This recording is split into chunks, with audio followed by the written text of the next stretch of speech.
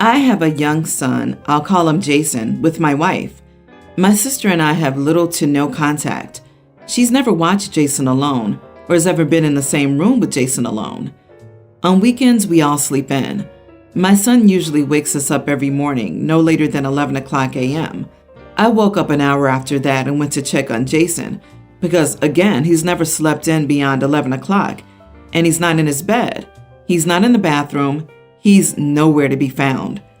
I started freaking out. I looked everywhere. I woke up my wife, who was also panicking. I looked everywhere, in the attic, in my office, outside, until I saw a note on the side of the kitchen counter when I was about to call the police from my sister saying she took Jason. Nothing else but, "Hey, took Jason, hope you don't mind," and then her name. So let me just break it down. She came into my house unannounced and took my kid without me saying it was okay. I didn't know where she was, where she had taken him, or anything, and she hadn't answered. So I called the cops. They came quickly and I showed them everything. Long story short, she was at her house with Jason. I got him back the same day she got arrested and bailed out of jail. My son hated it over there. He started crying when I got him. He's extra clingy to my wife and me now. I blocked all contact from her, but my family's angry with me because of this. They hate what I did. My mom says she can't believe she raised me to be so cruel to my sister, and my other sister is saying she deserves an apology, that I need to stop acting like he was taken away, and my dad is saying that it's ridiculous to do something like this to my sister. He said that I should apologize because it was in the heat of the moment, and we should make amends. What was expected of me to do? She took my kid, almost sent me to the hospital myself.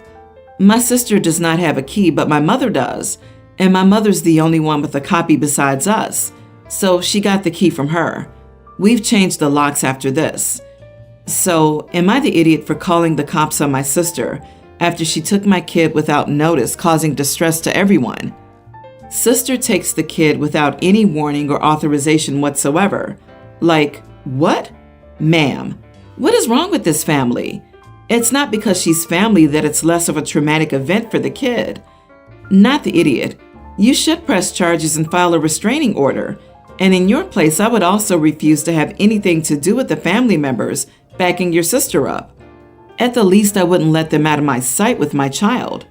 I am horrified that your parents are unable or unwilling to see your sister's wrongdoing here. Someone should be scolded by them, and it isn't you. I'll put it this way. The police didn't think your sister was innocent. The scariest thing is, you have no idea why she wanted to have this private time with him. Was she telling him she's his mommy or other BS? I'm glad you changed all the locks. Put your foot down, OP. Your mom should be on thin ice or even no contact for giving your sister access to you and helping allow this to happen. Your second sister and dad need a strong talking to about boundaries. And if your family members still don't get it, your child is now scarred from this experience. This was extremely traumatic for him. He was inconsolable when you finally got him back. If they give even the slightest about the mental well-being of your little boy, their grandson and nephew, they will learn to shut up and never push your boundaries again, unless they too never want to see your son again. Protect your kids at all costs. Your child's well-being should always come before the hurt feelings of idiots. File a restraining order against your sister. She broke into your house to commit a felony. There is no excuse for what she did. And if anyone in your family thinks you're overreacting, you should probably go low to no contact with them too. Otherwise, they may enable her again in the future. Put up security cameras and add an alarm bell to your front door because, seriously, your family is nuts. It's a horrible situation. So, me and my fiance, Carolyn, both 26, have been together for 5 years and are best friends. This is the first serious issue we've had to deal with. So, I have a best friend, Alex. We've been best friends since middle school, and he's basically my brother. We went to the same college as Caroline's sister, Andrea, so that's where this whole situation went down. So, I met Carolyn through Andrea while at school. One night, campus police showed up at Alex's dorm room. They said he had a complaint filed. Long story, but Alex walked Andrea home one night after a party. She then reported to the school that he did inappropriate things to her after drinking. Alex swore up and down it didn't happen. Nevertheless, he went through a living nightmare for the next few months. He was suspended from all his classes, made to move out of the dorms, and everyone just assumed he did it. Well, I stuck by him and we collected evidence. And when the hearing came, I was his main witness. We could prove his innocence, but only after Andrea admitted to making it all up. Alex and I demanded she be arrested and kicked out of school, but the board didn't want to discourage other victims, so they didn't punish her. Alex wasn't reimbursed for his classes or having to move off campus. Nothing. Right about the time this happened is when Carolyn and I started dating. She was really upset with her sister, and they didn't speak for the rest of college. Carolyn never forced me to be around her sister, knowing I hated her. Well, Carolyn and Andrea's mom died a few years ago, and the girls reconnected over this because they don't have a dad. So just the two girls and their older brother are left now. Whenever Carolyn started bringing Andrea around, I pretended like she wasn't there. I would immediately get up and leave the room. Finally, however, one night, I berated her, called her trash, and said she should just go away forever if possible. So now to the issue. Carolyn wants Andrea to be a bridesmaid of hers. I'm refusing this because Alex is my best man and is still pretty freaked out from the whole ordeal. He hasn't been able to date because he doesn't trust women. He's been in therapy for it, so he definitely won't be able to go through the whole wedding seeing his abuser. Carolyn is saying that she doesn't have that much family, and her sister, while flawed, is still her sister, and she wants her up there. I said that if she gets her sister, I won't get my best man, because I'm not going to subject Alex to it. We've tried counseling, but it isn't doing anything. So I said, fine, you can have your sister up there. But since it's your wedding and not ours, then I'll withhold my parents and my support, and you can just pay for the thing yourself. My parents and I are paying for most of the wedding. Without our support, it'll most likely be a courthouse wedding with a backyard reception, which is fine by me. Carolyn says I'm being an idiot. Am I? Not the idiot. If the roles were reversed and your friend had done inappropriate things, I guarantee your fiancé would have put a full stop to it. So why is this situation any different? Andrea made her bed and now she gets to sleep in it. She decided to tell a lie and ruin someone's life. She put Alex through trauma. Being falsely accused is terrible. It does a number on you. You feel betrayed, and your ability to trust is shattered. Clearing your name and building back your sense of self is slow and arduous. False reports make it harder for real victims. I honestly think you guys should probably just break up. And I don't say that lightly. I know that gets thrown around a lot on here, but you consider Alex to be your brother, and she has repaired the relationship with her sister. This isn't just about a wedding. She's always going to want her sister around. Baby's first birthday, family holidays, trips, whatever. And you'll want Alex for many of those milestones. Aside from that, you hate her sister and are unwilling to accept her apology, which is completely understandable. So I don't know how you guys think this will resolve itself magically. If your fiancé is unwilling to go no contact with her sister, I don't see your relationship surviving long term. So save money on the divorce and split up now. Dude, rethink this wedding. Your fiancé shows you that your comfort and feelings are not as important as hers. She's dismissing Alex's trauma and siding with someone who falsely accused him of assault. This goes much deeper than who's paying for the wedding. I, 39 female, am a mom of 3 teenagers, 1 girl and 2 boys, who are all hitting puberty at full force and have started eating like maniacs. Now, we live in a large multi-generational household with their grandparents, aunts, uncles, and a few of their cousins, which is pretty common in our country. I'm a stay-at-home mom, so I'm the one who cooks for everyone most of the time. And because there are so many of us in here, when I cook a lot. Even so, nothing could have prepared me for the massive increase in my kids' appetites that came with hitting puberty. In the last few months, they've all started eating like horses and going back for seconds, thirds, fourths, and fifths at nearly every meal. My kids have loved food ever since they were little, and I always knew that growth spurts often come with an increase in appetite. But this is honestly a tad ridiculous. I never expected it to be this bad. Just yesterday, my kid ate an entire loaf of bread meant to last us a few days and feed several other people. The whole loaf. And a few days ago, when I baked 2 massive pots of pie for the whole family to enjoy at lunch, the boys ate an entire pie all by themselves, while my daughter finished nearly half of the other one. By the time they were done, there was barely anything left for my husband and me to eat, let alone the whole family. And they did it behind everyone's backs, while no one else was in the kitchen. And these are just a few examples, but this sort of thing is something they do on a regular, almost daily basis. Today I sat down with them and let them know that it's inappropriate and disrespectful to always eat so much to the point of not leaving anything for anyone else in the family. We can't afford to grocery shop every day because they're always clearing out the fridge. I told them if they still feel hungry after a meal, they can go for seconds once, but only once. After that, they can have more of said meal after everyone else has had their share. We also talked about appropriate portions of other groceries like bread, and I told them they can have 3 or 4 slices a day, but never an entire loaf. I think those are all pretty reasonable rules, even for 3 growing kids who love food. But my husband thinks I'm being too strict on them. He says all teenagers go through a massive eating phase at some point, that they're going through some growth spurts, and that I'm depriving them of the energy and fuel their bodies need. Am I the idiot? Not the idiot. A little consideration goes a long way. There's being hungry, and there's being greedy. 2 different states. Your kids are, and I'm sorry to say this, incredibly inconsiderate and should get a taste of their own medicine. But the husband calls her the idiot, so it doesn't sound like a consideration issue or being greedy. OP thinks a loaf of bread should last a 10-person household a few days. Few means 3+ days. Everyone gets 3/4 of a slice a day. This sounds like OP has an unrealistic expectation as to serving sizes. This is what bothers me. If your kids are hungry to the point of taking 4ths and 5ths, your portion sizes are seriously wrong, and you need to cook more food. Add 3 to 4 slices of bread per day.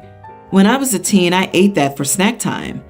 You are the idiot for boiling this down to their overeating. They're teenagers.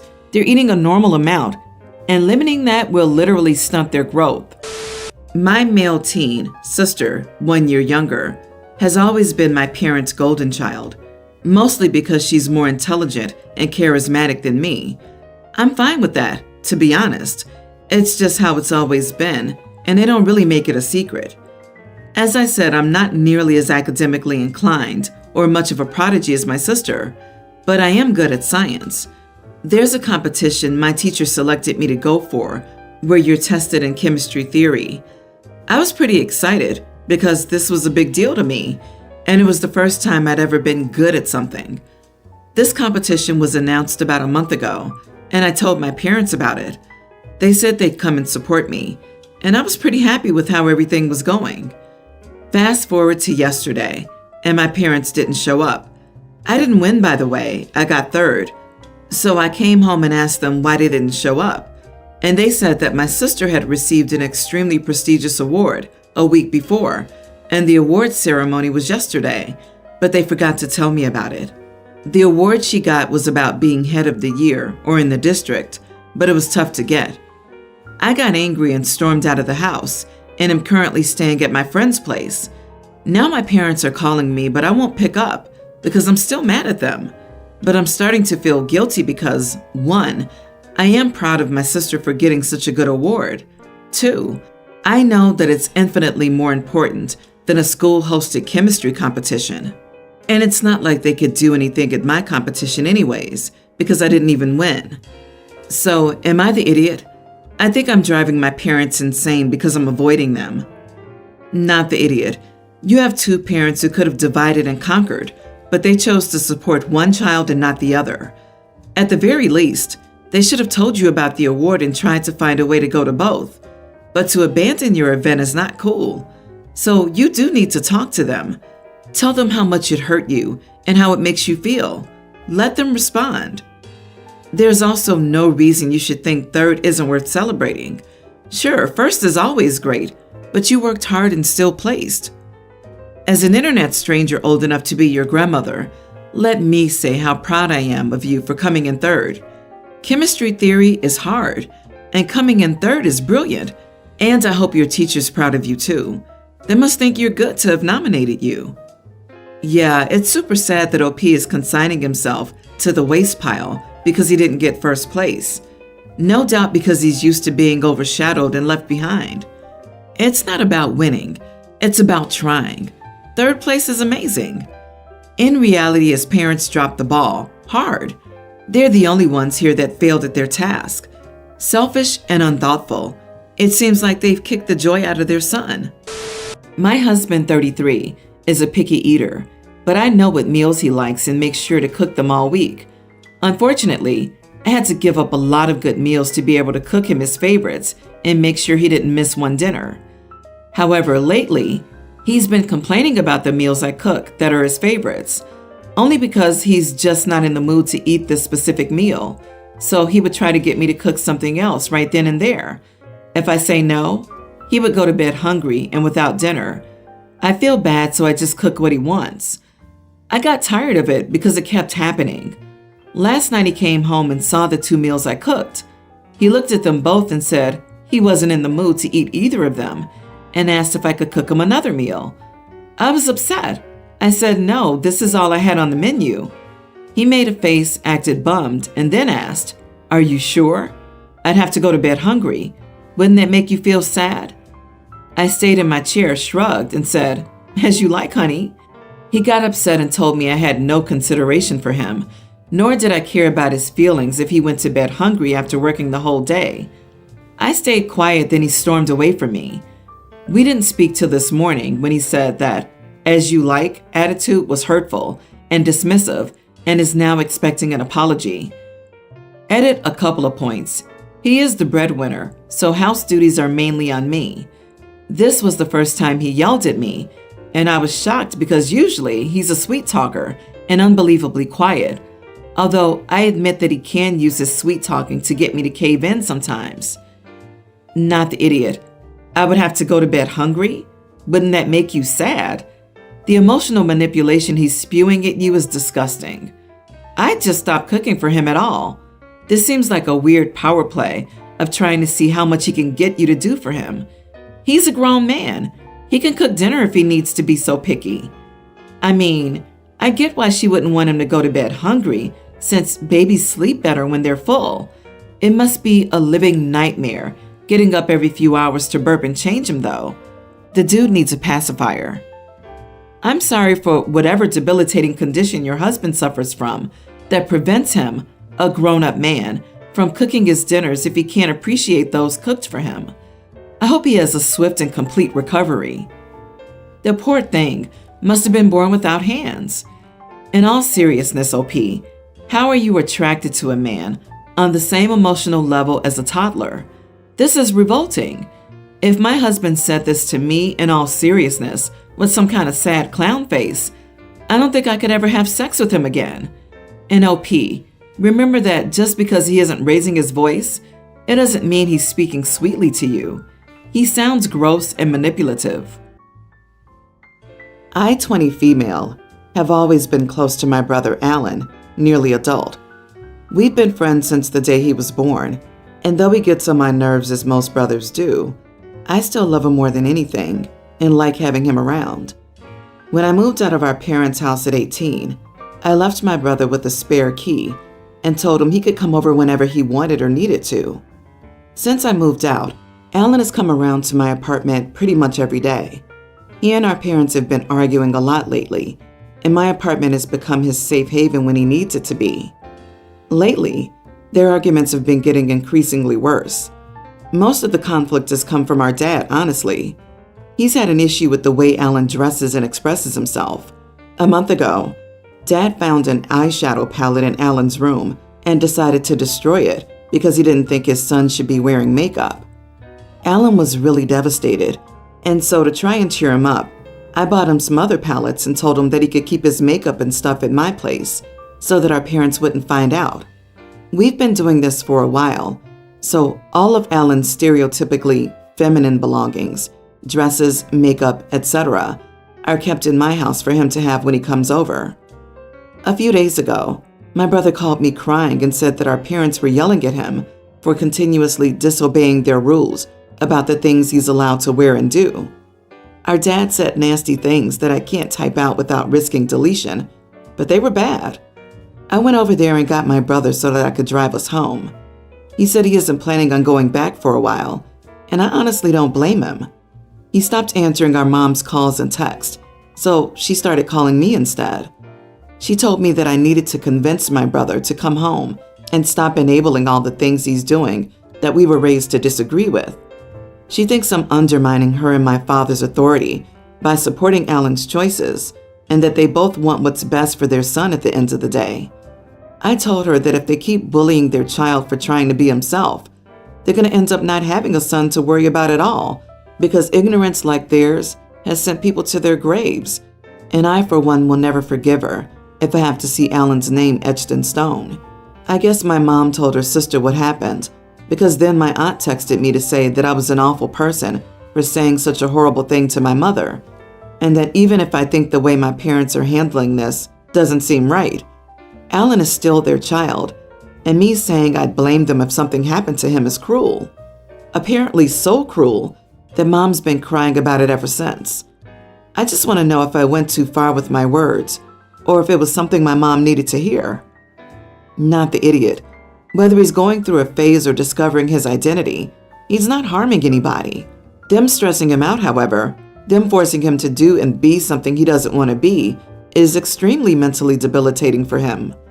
You being there for him and supporting his choices are his only light in this dark tunnel around him. If they don't accept him or learn to live with his choices, they will lose him as a son. And if they keep pushing you to be the same, they may lose you as their child as well. Agree. Telling her she's about to lose him should be a wake-up call for her. Honestly, I'd send her all the information I could find on the realities of this situation. She's convinced that they're doing what's right, but there have been many parents who didn't really believe how bad it could be until it was too late. Good for you for getting him out of that toxic situation and supporting him. OP, please protect your brother. Where are you? Depending on the state, there are still things like conversion camps if you're in the US. You must call DCF and file charges if you're in those states. You need to make sure they cannot force him into a program. In some states at his age, he's an adult for everything but child abuse and medical. We are in the States, but he's turning 18 in a week, and he's already finished with high school, so I'm assuming there's nothing our parents can really do at this point, as he's essentially an adult. If they do try something, though, I'm definitely going to file a report. I, 40 male, and my wife, 41, have been married for 12 years. We have a daughter and a son together. Our daughter's pre-tween and wanted a Nintendo Switch for her birthday. My wife got laid off from her job and became more frugal with money. I'm still working and am happy to provide for the family. I have no issue with saving money. We have been planning our daughter's birthday party, and my wife has made it clear that the budget is $50. She bought all the decorations from the dollar store, which I didn't see an issue with. She told my daughter she could only invite 5 of her friends, as it would save money on the amount of food we would have to spend. I bought the cake and the pizza. My daughter told us that she wanted a Nintendo Switch. My wife looked up the price for one and told her it was too expensive. I found a Switch online for a good price and purchased it. Her birthday party was this past weekend. She was so excited seeing that we got her a Switch. When everything calmed down, my wife started yelling at me for purchasing the console. I told her that I got the system for a good price. Our daughter started school this year. When I picked her up from school, she went up to her bedroom to play with the Switch. She starts crying and tells me the Switch is missing. I looked through her entire room and couldn't find it anywhere. My wife comes home, handed me some money, and tells me that she sold the Switch and got the money back. I started screaming at her for selling the Switch and upsetting our daughter. Her reasoning was that our daughter wasn't letting her brother use the console and that I spent money we didn't have. She packed a bag and is currently staying with her sister. I've purchased my daughter another Switch along with some games. Sister-in-law thinks I'm being a horrible husband and not respecting my wife's decision to save money. Am I the idiot? So, to recap, you bought your daughter a gift that she wanted. Your wife threw a fit because you can't afford it, and instead of taking the issue out on you, or temporarily making a budget change to recap the loss, though it seems money isn't a huge issue, she instead took it out on your daughter and returned the gift? Hard not the idiot, solely for the fact she took it out on her daughter. Agree. To me, they aren't living paycheck to paycheck. A switch costs anywhere from $150 to $250. And sure, that's not a small chunk of change, but it's not life-changing money. If they can afford to save, he's not doing something that indicates that they'll go homeless if they buy their daughter a birthday present she really wants. The wife was so far out of line. I can't even. Returning the console on day 2 or 3, she was intent on punishing both you and your daughter, using she's not sharing as an excuse. And there's really no excuse for what she did. Returning the child's gift after it had been gifted was cruel. Your wife is clearly way more stressed out about money than you are. Does she know something you don't? She might have some secret debt. Everyone's the idiot here. You two are married or divorced. Where's the communication? Why is your wife so paranoid about finances while you're seemingly blasé? You two need to be on the same page, not going behind each other's backs because you think you're right and the other's wrong. My husband of 8 years desperately wanted a dog and refused to wait until we bought our own home. He ended up getting a dog despite me saying no. I wasn't sure of our apartment's pet policy, so I told him he needed to call and ask them.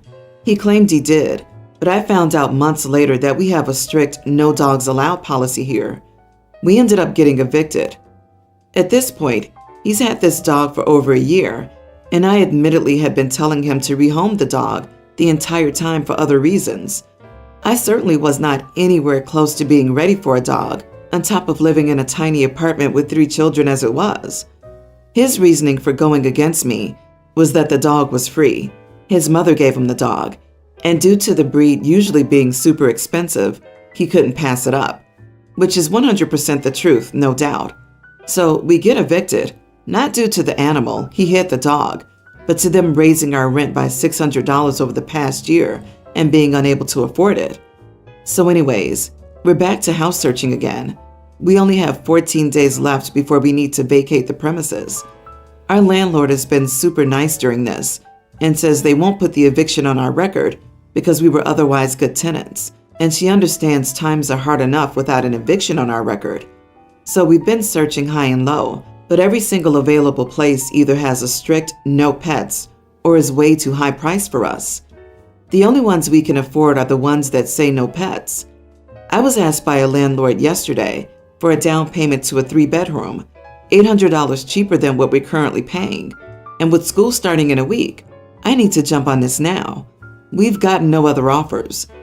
My husband wants to lie and say we don't have a dog. I refuse to do this. I'm not getting evicted over an animal that we should have waited to get in the first place. I told him he couldn't move in with me unless he got rid of the dog or sent it off with a family member until we bought a house. He's now trying to convince me to move in with his family, which I won't do. He says I'm being insensitive and I'm not empathetic to his love for this dog. This isn't true, but I also have to worry about my kids and their stability versus putting my husband and his animal first. Am I the idiot? Not the idiot. I don't want to jump right to divorce him, but I also really want to jump right to divorce him. I'm an animal lover, but I would never risk my living situation just to have an animal around. Can he go volunteer at a local animal shelter or something? I think OP's solution of grabbing the apartment she can afford and moving with their kids is the best.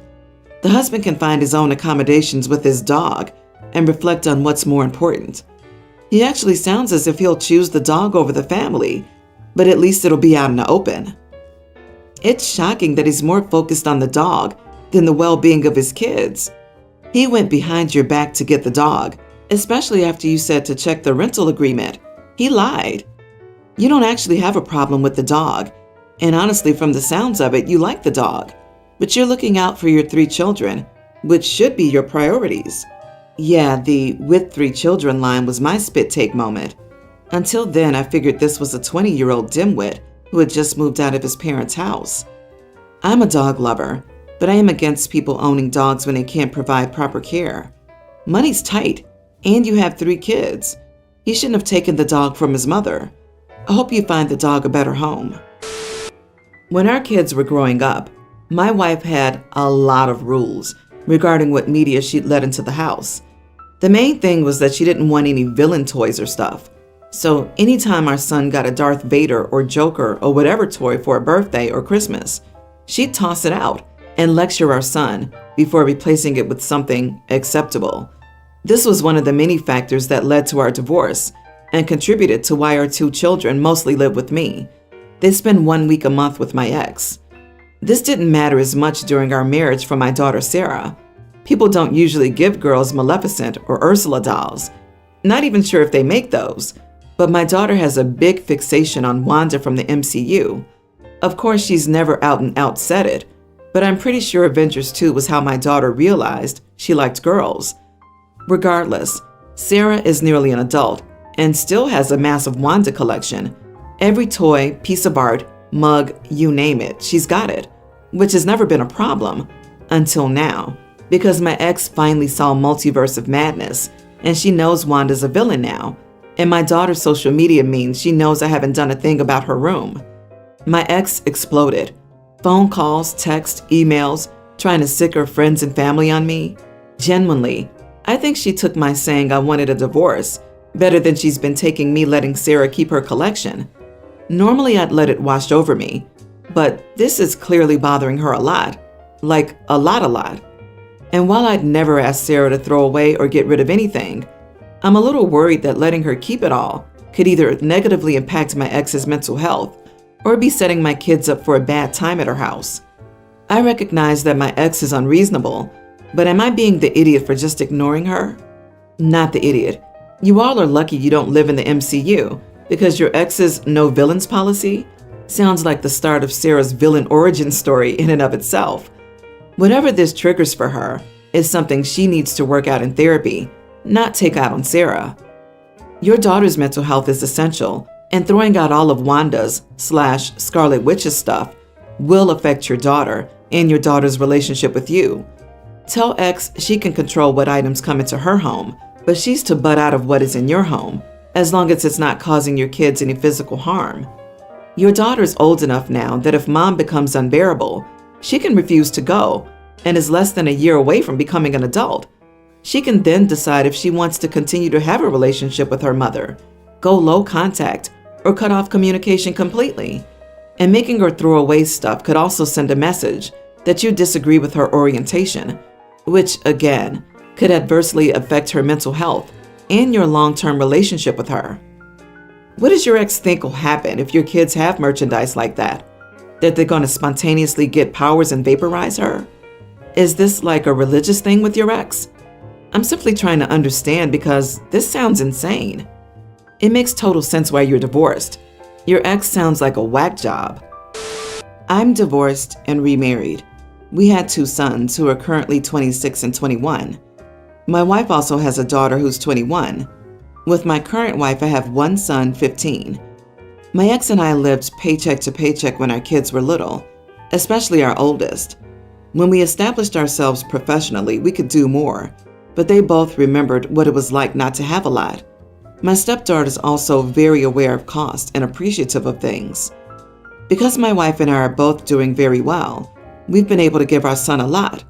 I'm talking expensive game systems, software, telescope, binoculars, high-end cameras, expensive trips, a fancy bike, and it just goes on and on. My oldest son was over last night and told a story involving Christine. My youngest asked who Christine was. My oldest explained that she was his first car, an old beater. My youngest asked questions about the car and then wondered why my oldest wanted to drive something so old and goofy. He didn't mean anything by it, but I decided he needed a reality check. I told my youngest son that the beater was all that we could afford at the time.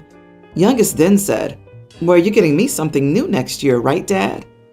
I admonished him, saying that he was acting spoiled and rubbing it in his brother's face that he won the birth order lottery.